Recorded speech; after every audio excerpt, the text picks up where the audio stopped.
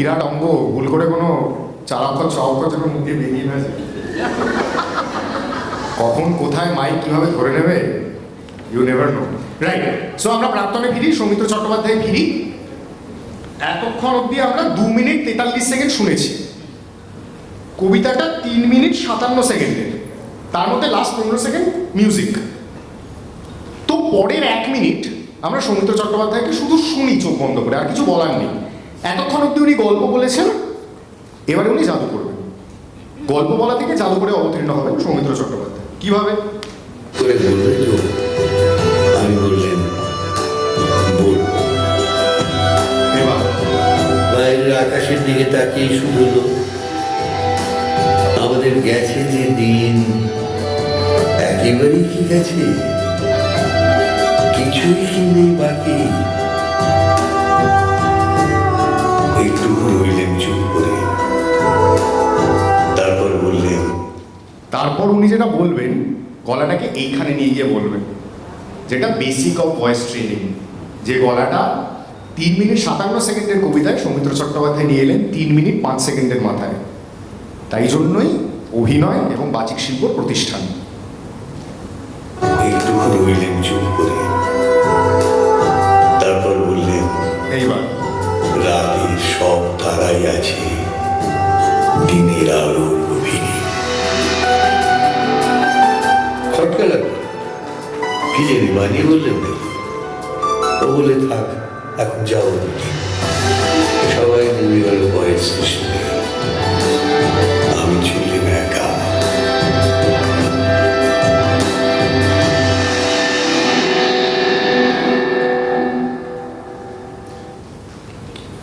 চেষ্টা করবেন কিছু শিখে নেওয়ার, কারণ মানুষগুলো তো থাকবেন না সবসময়। সৌমিত্র চট্টোপাধ্যায় আমাদের মধ্যে নেই, এইগুলো থেকে যাবে।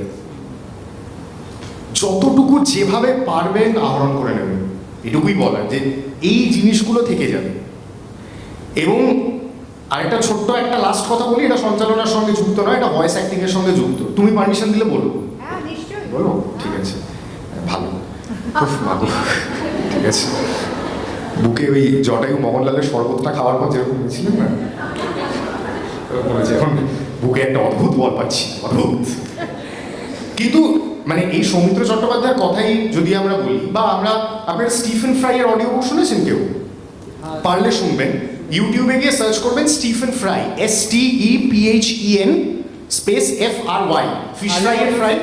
হ্যারি পটার সিরিজটা, হ্যারি পটার সিরিজ উনি শুধু হ্যারি পটার সিরিজে পড়েছেন তা নয়, BBC অডিও বুকের অন্যতম জনক, অন্যতম পথিকৃৎ হচ্ছেন স্টিফেন ফ্রাই। এবং স্টিফেন ফ্রাইয়ের এই জন্যই শুনবেন, একটা হ্যারি পটারের সবকটা চরিত্রে উনি, কারণ অডিও বুক আমাদের সানডে সাসপেন্স অডিও বুকের আইডিয়াল ডেফিনেশন নয়, আমরা নাটকীয়ভাবে গল্প পরিবেশন করি। অডিও বুক আলাদা জিনিস, যেখানে একটা সিঙ্গেল ন্যারেটর পুরো জিনিসটা পড়ে, BBC ডেফিনেশন বা BBC স্ট্যান্ডার্ড অনুযায়ী।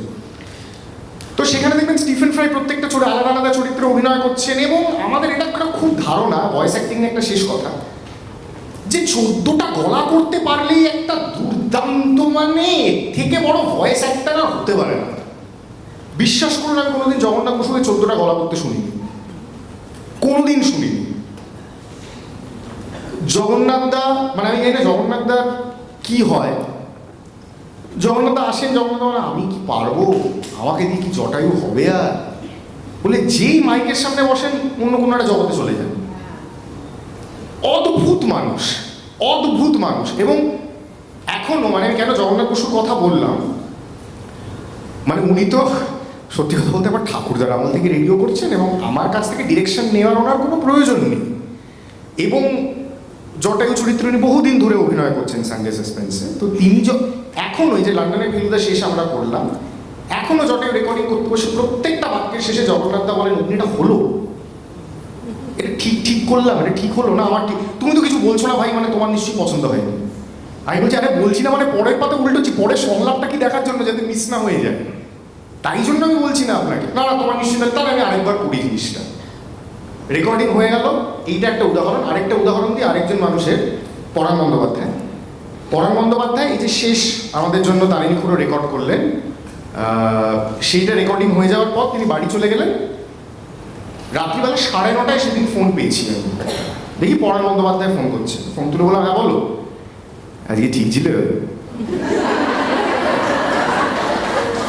এটাও আমার প্রিপারেশন করা ছিল যে আমি এই গলাটা করবো। বলছি না কোনো কিছু ইমপ্রম্পটু নয় আমার জীবনে, হতে পারে না।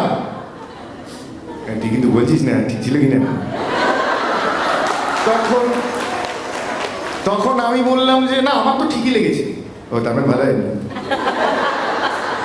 তখন আমি বললাম যে না সেটা তো আমি এবার কিছুটা এডিট টেবিলে বুঝতে পারবো, পোস্ট প্রোডাকশনে যখন গল্পটা যাবে বুঝতে পারবো, কিন্তু তুমি মানে তোমার পার্টটা তো ঠিকই আছে। ও মানে অন্যের পার্টগুলো খারাপ করে করবি। এবং পরান্দার সঙ্গে কথায় এঁটে ওঠা পেরে ওঠা সত্যিই খুব মুশকিল। পরান্দাকে একবার আমি পরান্দা স্টুডিওয়ে এসছেন, পরান্দাকে বলেছি পরান্দা কেমন আছো, মটা উচ্চারণ করেছিলি?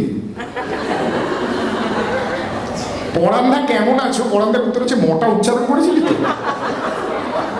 এই রসবোধ 80% মানুষের হতে পারে, এবং তাই জন্যই কিন্তু পরান্দা আজও এত অ্যাক্টিভ, দাপিয়ে অভিনয় করছেন, কারণ মনটা বড় হয়নি, মনটা ওইখানেই রয়ে গেছে।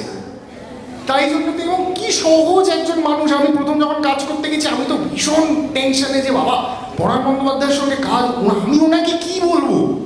এবং আরেকজনের উদাহরণ হচ্ছেন সব্যসাচী চক্রবর্তী। মানে আমার বাবার বয়স থেকে উনি ফেলুদা করছেন, আমি তাকে কি ডিরেক্ট করবো? মানে উনি বসে যা পড়বেন ওটাই ওটাই ওটাই গলা, ওটাই অভিনয়, ওটাই অভিব্যক্তি, ওটাই ফেলুদা। তা আমি ওনাকে কি বলবো?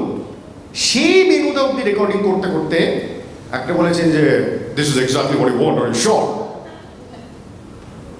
আমার তো স্পিকারে ব্যারিটোন শুনেই শেষ আমি, আমার তারপর আর কিছু বলতে পারছি না। আমি বলে হ্যাঁ মানে না মানে ইয়ে না, তাহলে তোমাকে ঠিক করে বলতে হবে জিনিসটা। আমি তখন বললাম হ্যাঁ মানে আমার তো ঠিকই লাগছে, ওকে মুভ অন বলে এবার তিনি মুভ অন করে গেলেন। এই তিনটে উদাহরণ পরপর কেন দিলাম আপনাদের? তিনজন অত্যন্ত প্রতিষ্ঠিত মানুষ, জগন্নাথ বসু, পরাণ বন্দ্যোপাধ্যায়, সব্যসাচী চক্রবর্তী। এই যে খুঁতখুঁতে মিটা না ভেতরে, কন্টিনিউয়াসলি খুঁতখুত করে হলো হলো হলো হলো, আরেকটু বেটার হতো, চলো আরেকবার করি আরেকবার করি, আরেকটু বেটার হতো, আরেকটু চলো চলো চলো চলো চলো চলো করতে করতে ফাইনালি এই জিনিসটা এখানে এসে পৌঁছেছে।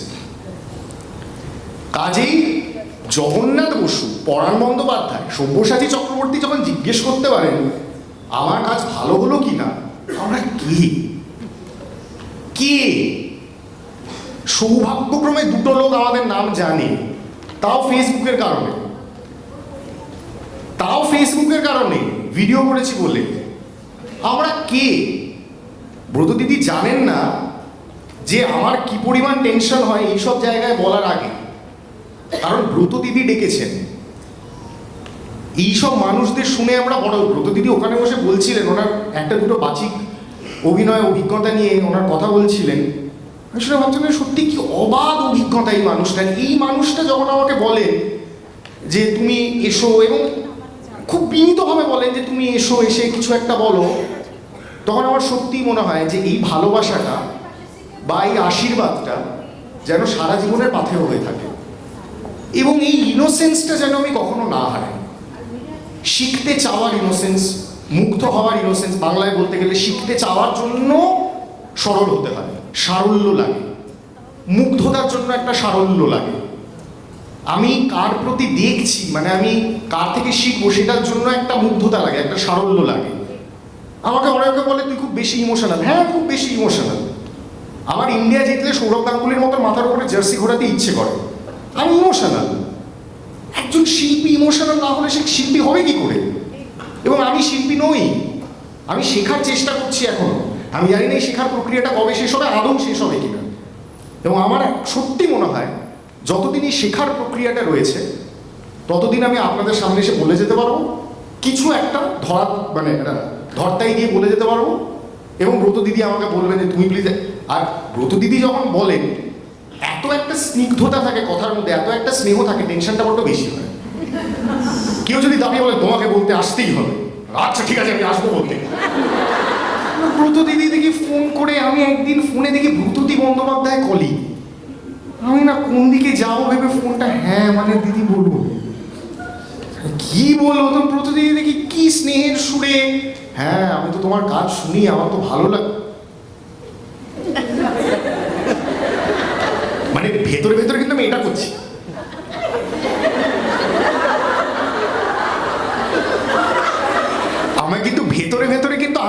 মনস্থ করে ফেলেছি যে আমি বাড়ি গিয়ে মা বাবাকে বলবো হ্যাঁ ডিনার নিয়ে এসো, প্রস্তুতি বন্দ্যোপাধ্যায় আমার কাজ শোনে।